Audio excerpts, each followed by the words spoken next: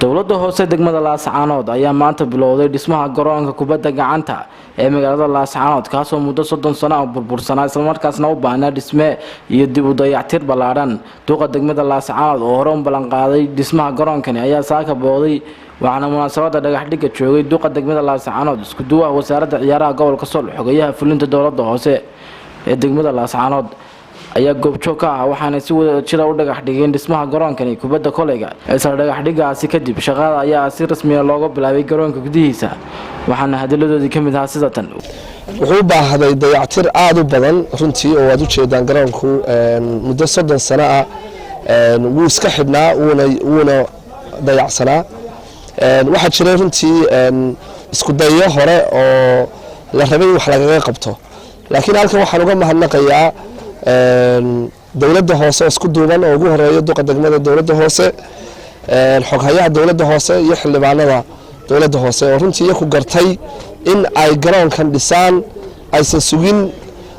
mashaariic kale iyo wax meelo kale ka imanaya balse iyagu ay runtii hawshan dhabarka u ritaan ka wasaarad ahaan aad baan ugu mahadnaqaynaa waxaan leenahay runtii waxay ahayd qurba joogta iyo shirkadaha iyo runtii ganacsatadu inay qayb ka qaataan laakiin dawladda hoose ayaa maanta garatay inay iyadu bilowdo waxa la daafurayaa garoonkii basketballka degmada Laascaanood waxa maalgelinaysa dawladda hoose degmada Laascaanood maayirkii baa jooga xoogii baa jooga maanta ka dawladda hoose ahaan waxaan u xilqaanay inaanu dayactirno garoonka si loogu ciyaaro oo bulshada magaalada uga faa'iideysto farxaday noo tahay inaan maanta ka dhagax dhigno garoonka basketka dadweynahana bushaara u tawaan ugu bushaareynaa waxaan rajaynayaa in sida maanta ciyaaraha garoonka Cabdi Bile uu qurux badan yahay loogu ciyaaro koobka loogu qabanayo halkana in iyadoo qurux badan goob qurux badan sida ka duwan dawladda hoose dhistay in lagu qaban doono tartamo kala duwan muddo 30 sano kadibna haddaan nahay golaha deegaanka iyo maamulka dowladda hoose oo isku duuban in maanta aanu dhagax dhigno oo dhagax dhigaasina noqol mid midaawaala ee indhihiina aad ku aragtaan shaqadii oo bilaabatay oo socota aad aragtaan farxad weyn way noo tahay waxay noo tahay guul weyn siyaasadda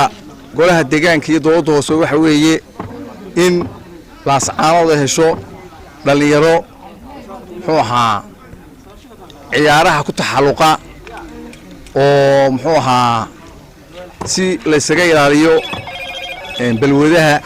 tahriibka muxuu ahaa muqaddaraadka qabyaaladda in garoonkani intaba uu soo afjari doono haddaynu degmada Laascaanood nahay iyo haddaynu guud ahaan gobolka Sool nahay insha Allah waxaan la rajaynaynaa maadaama magaaladu sii badanayso garoomo kale oo kubadda gacmaha oo ugu yaraan labana in aanu qorshooda ina dejinno si magaaladu dhinac walba